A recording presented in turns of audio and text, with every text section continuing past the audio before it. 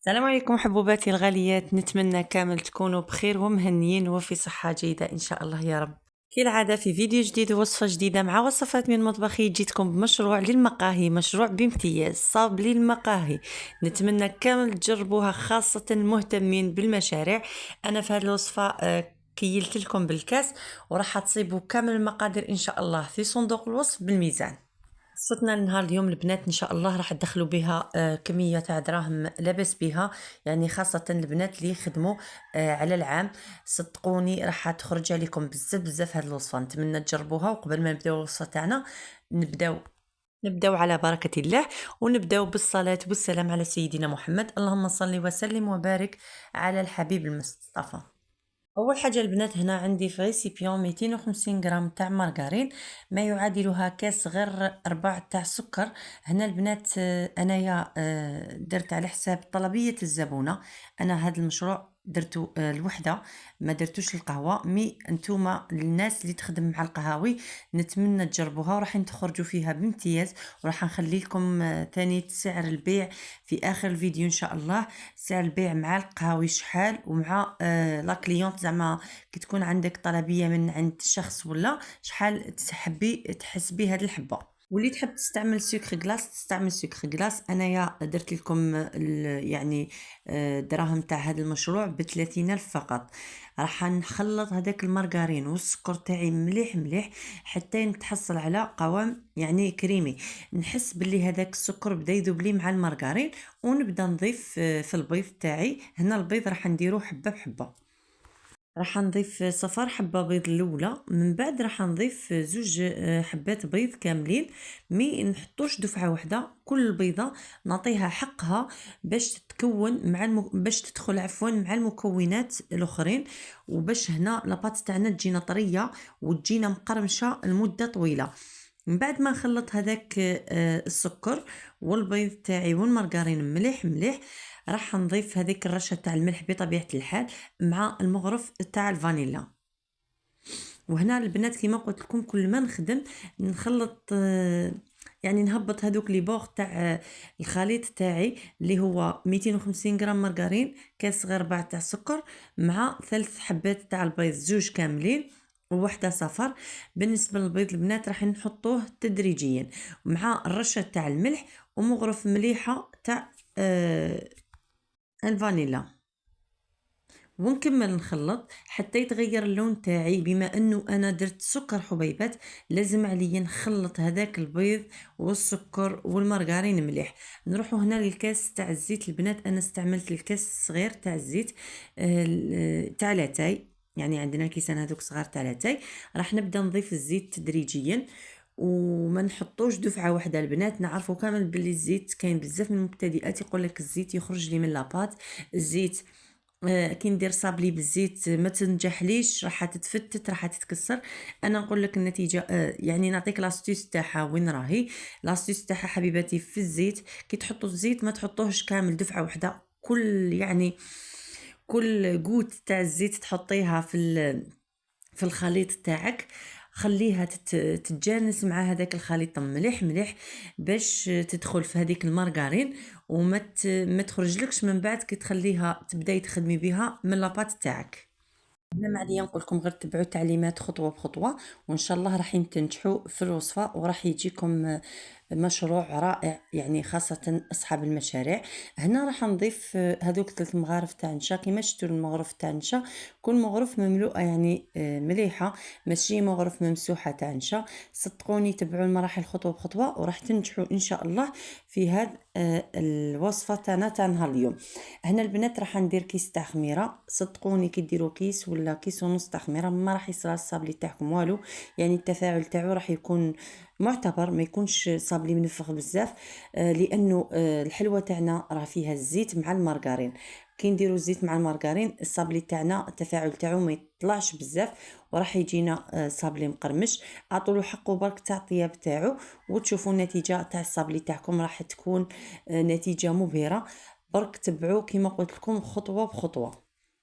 وهنا البنات راح نبدا نطم يعني ولا نلم الخليط تاعنا بالفرينه. انايا هنايا درت 2 كيسان حتى 3 كيسان في الاول، ومن بعد يعني الفرينه ضروري تجوزوها في السيار، ديروا 2 كيسان ولا 3 كيسان في الاول، من بعد تبداو طموا لاباط تاعكم ومن بعد ضيفوا الفرينه يعني بالتدريج. انايا كامل الكميه تاع الفرينه اللي كلاتها لي هذه الكميه تاع لي صابلي كلات لي قريب 6 كيسان تاع الفرينه، يعني 5 كيسان ونص تاع فرينه. تقدر تحكم لي حتى ل 6 كيسان على حساب النوعيه تاع الفرينه اللي استعملتوها. وهنا بالنسبه لاباط البنات ماهيش راح تكون طريه كيما متعودين نخدموا لي صابلي.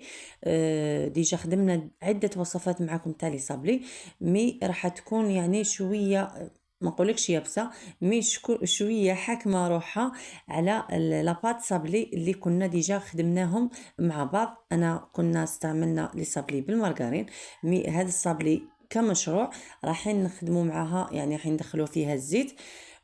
سي بور سا لي قلت لكم راح تكون اون بات شويه متوسكه.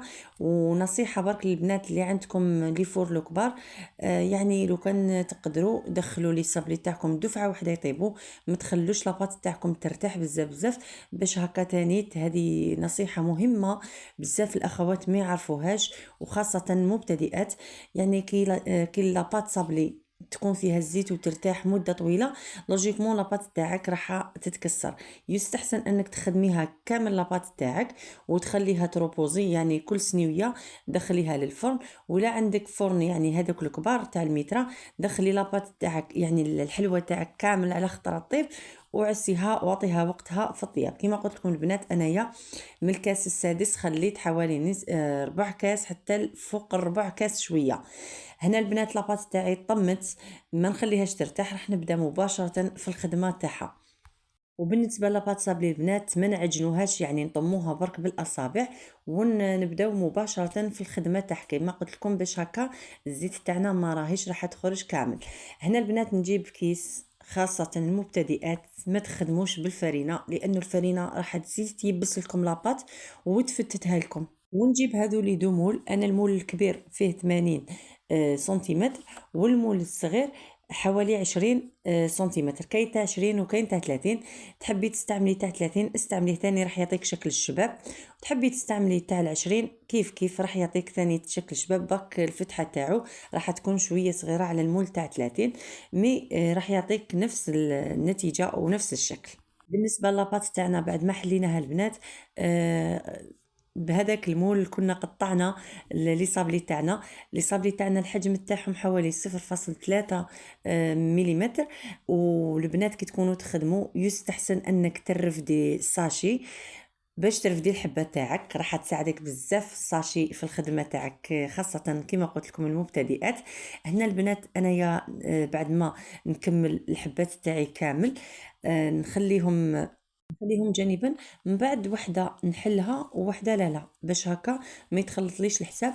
وراح كيما قلت لكم راح نخدمهم دفعه واحده، ما نخليش لاباط تاعي ترتاح.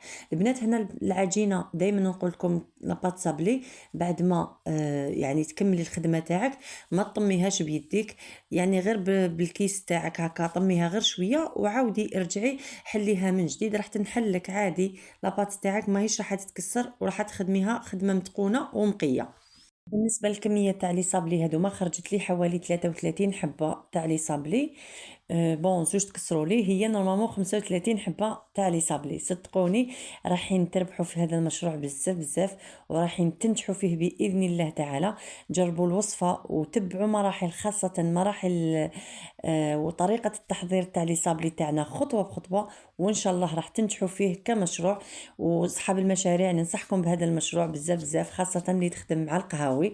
صدقوني راح يجيك مشروع مربح وراح تكسبي منه يعني دراهم معتبرين، وراح تنجحي ان شاء الله فيه. وهنا كما قلت لكم حابه نقطعها بهذاك المول، وحابه نخليها هنا باش تساعدك الحبه تاعك باش ترفدي هذاك الجزء اللي مقطع. حكمي موس ولا مغرف لابوينت تاعها ورفدي كامل هذوك يعني هذا المول اللي قطعناه صغير راح يساعدك. المول كي يكون الموس عفوا كي يكون بوانتي راح ترفدي به خير يعني لاباط تاعك كما راه مبين عندك في الفيديو. هنا ندخلها للفرن على 160 درجة مئوية. طيب لنا من التحت نعطوها وقتها تاع الطياب تاعها. كاين بزاف البنات اللي يطيبوا الحلوه تاعهم حمرة بزاف، في لي صابلي ما ننصحكش، خليها يعني تصفر شويه، من بعد طفي عليها الفرن 160 درجه مئويه. تحبي لها هذيك القرمشه شعليها من الفوق مده 3 دقائق حتى ل 4 دقائق وطفي عليها الفرن تاعك. هنا بالنسبه للتزيين البنات انا جبت المعجون ولا عندكم الناباج، يعني لو كان تستعملوا ناباج راح يعني تقتصدوا خير، لانه الناباج يعني زاكي الله يبارك وراح يخدم لك كميه بزاف كبيره تاع لي صابلي. هنا جزء من المعجون درت له الملون الاحمر هكا باش نزينوا به الصابلي تاعنا. اما بالنسبه للجزء الاخر راح نخلوه جانبا باش نمسحوا به الطبقه تاع الصابلي تاعنا. هنا البنات نصيحه برك اللي عندهم الحساسيه من هادو الملونات الغذائيه وكامل ما ننصحكش باش تستعمليهم. واللي ما عندوش الحساسيه عادي. يعني هنايا البنات راح نضيف هذيك الشوكولا اللي كنا ذوبناها في حمام مائي ولا تذوبيها في ميكرووند. كنا درنا طبقه من الشوكولا على لي صابلي تاعنا. البنات نصيحه برك لي صابلي تاعنا ما تخدموهمش ويكونوا هما سخونين لانه راحين يتكسروا لكم، خلوهم يبردوا تماما من بعد ابداو اخدموا لي صابلي تاعكم. كما قلت لكم انايا راح نعطيكم بين زوج طرق تاع الخدمه، تحبي تخدميها بالناباج تحبي تخدميها بالمعجون، وانتوما شوفوا واش يخرج عليكم بالنسبه يعني المصروف اللي راح تصرفوه في هذا الصابلي. هنا البنات بعد ما زينت الحلوه تاعي زوج حبات ولا ثلاثه معاكم، راح نروحوا للتزيين الثاني اللي هو سكر غلاس. راح نمسح الحبه تاع الصابلي السطح تاعها من الفوق قليلا بالمعجون ولا بناباج، وراح نرشها برشة سكر خفيفة. هنا سامحوني انا حسبت لي كان واضح الفيديو مي ما بانش، راح نشرح لكم مليح الحبات كيفاش يخرجوا. كما قلت لكم نمسحوا مسحه خفيفه السطح تاع الحبه تاعنا تاع الصابلي، ومن بعد نرشوا عليها السكر. تخدموا على باش تكون الخدمه نقيه وكامل، خدموا على كيس ولا على بابي كويسون باش هذاك السكر كامل ما تضيعوش، تعاودوا ترفدوه وتخدموا به. هنا البنات وصلنا تقريبا لنهاية الفيديو. نتمنى وصفتنا تاع نهار اليوم تكون عجبتكم. خدموا خدمة شابة، خدمتكم تنبع وحدها هكا الخدمة يعني تحبيها راح تخدميها وتبدعي فيها. البنات نقول لكم نتلاقاو ان شاء الله في فيديو جديد ووصفات جديدة ان شاء الله. ان شاء الله راح تلقاو عدة وصفات للمشاريع والمناسبات على حساب الطلب ديالكم ان شاء الله. نتمنى لكم التوفيق والنجاح. ما تنسوناش بليجان فضلا وليس امرا باش الفيديو تاعنا يوصل لعدد كبير من المتابعين الاوفياء. دمتم في رعاية الله وحفظه. ربي يبارك فيكم ان شاء الله ويبارك في ايامكم. خلوا الفيديو تاعكم احتفظوا به باش هكا لعل وعسى في يوم من الايام راح يكون سبب نجاح عدة ماكيتات في البيت ان شاء الله. نتلاقاو ان شاء الله فيديو جديد. سلام.